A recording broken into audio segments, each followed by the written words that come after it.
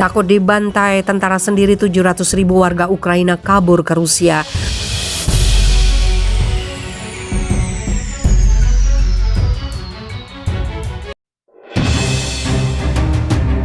Hurrah!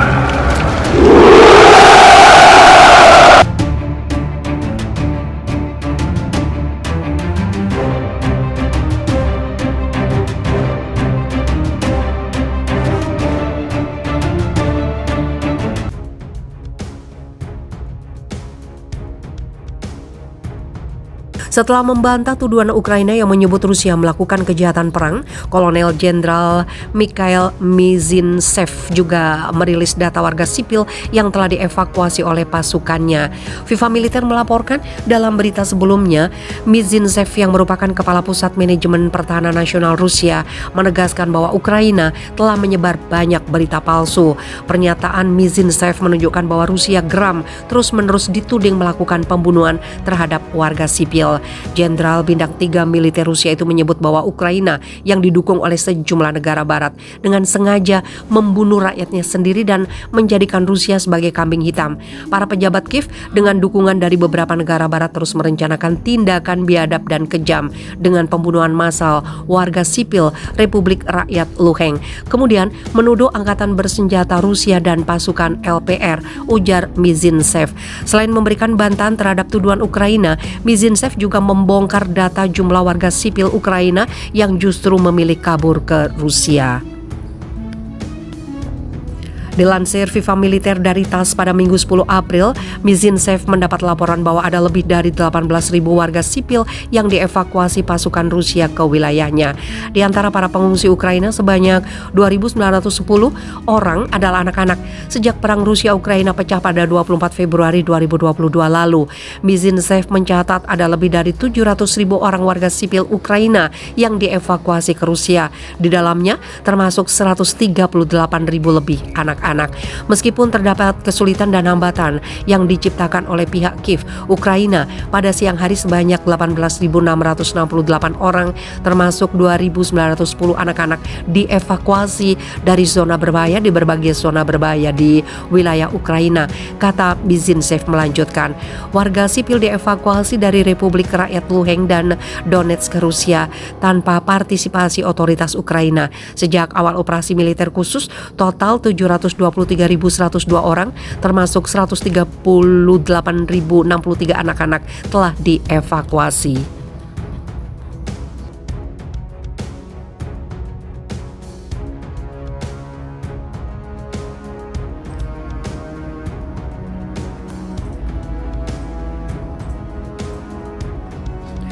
Hungaria tidak bakal kirim senjata bantu Ukraina.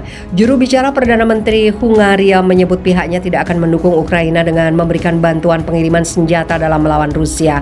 Sikap Hungaria tegas, kami tidak akan mencampuri perang ini dengan senjata dan dengan memasok tentara, kata Zoltán Kovács, juru bicara internasional untuk Perdana Menteri Hungaria Viktor Orbán kepada CNN. Pada Maret lalu, Presiden Ukraina Volodymyr Zelensky mengkritik Orbán dan meminta Hungaria untuk menentukan ke sisi mana mereka akan berpihak dalam perang Rusia-Ukraina. Pada hari Minggu lalu, Orbán baru saja memenangkan pemilihan umum di Hungaria yang membuatnya menjabat untuk periode keempat. Kovács menyebut Hungaria akan mendukung Ukraina dalam perang ini dalam bantuan kemanusiaan. Namun Perdana Menteri Orbán secara tegas menolak permintaan Zelensky.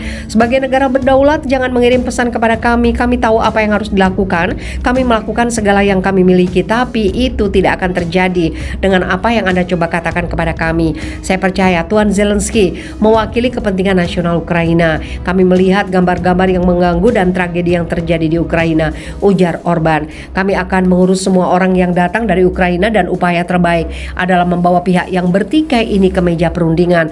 Hungaria telah mengusulkan pertemuan perdamaian untuk kedua belah pihak di Budapest, sebuah usulan yang justru ditanggapi sinis oleh juru bicara Kementerian Luar Negeri Ukraina, Oleg Nikolenko.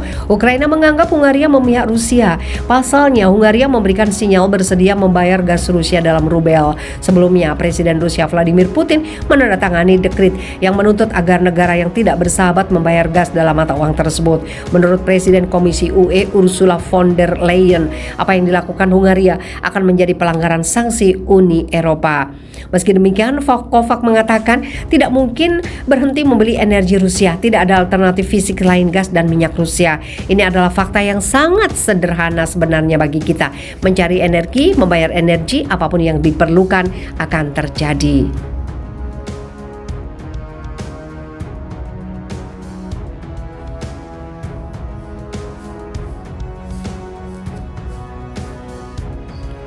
Tuding Rusia lakukan kejahatan perang, Korea Utara sebut Biden pikun. Media pemerintah Korea Utara mengeluarkan kecaman pedas terhadap Presiden Amerika Serikat Joe Biden. Korea Utara mencela Biden dengan menyebutnya pikun dan mengalami masalah dalam kemampuan intelektualnya. Dalam artikelnya, KCNA mengatakan sanksi Amerika Serikat terhadap Rusia akan menjadi bumerang dengan Washington, akan menjadi pecundang terakhir di panggung dunia. Dengan menuduh Rusia melakukan kejahatan perang di Ukraina, Amerika Serikat berusaha mencemarkan nama baik Rusia dan mencapai keruntuhan rezimnya, bunyi artikel tersebut. Ini mengingatkan salah satu dari pihak yang bersalah yang mengajukan gugatan terlebih dahulu, sambung artikel itu. Sebelum menuduh Amerika Serikat melakukan pembunuhan tanpa ampun terhadap jutaan warga sipil tidak berdosa di Afghanistan, Irak, dan Yugoslavia, seperti dilansir dari Russia Today. Baru-baru ini, Kiev dan pendukung baratnya telah melontarkan tuduhan kejahatan perang terhadap Rusia ketika mereka menuduh pasukan Moskow telah membunuh sejumlah warga sipil di kota Bucha. Moskow dengan keras membantah tuduhan itu, mengklaim bahwa bukti itu dimanipulasi oleh Ukraina sebagai bagian dari kampanye propaganda. Kremlin telah meminta penyelidikan PBB atas insiden tersebut. Presiden Biden menyebut Presiden Rusia Vladimir Putin sebagai penjahat perang yang tidak bisa terus berkuasa bahkan sebelum insiden di Bucha.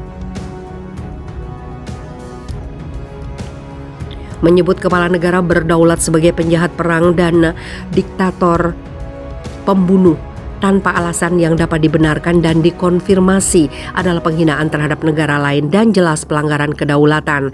Pernyataan sembrono seperti itu hanya dapat dibuat oleh keturunan Yankee, ahli dalam agresi dan pemuliaan plot, sambung artikel itu.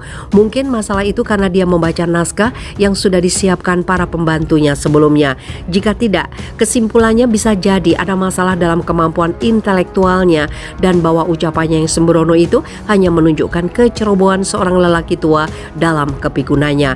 Argumen semacam itu telah lama dibuat oleh lawan-lawan Biden Amerika Serikat yang menunjuk pada sejarah kesalahan verbal presiden berusia 79 tahun itu dan kebingungan yang tampak sebagai bukti penurunan kognitif.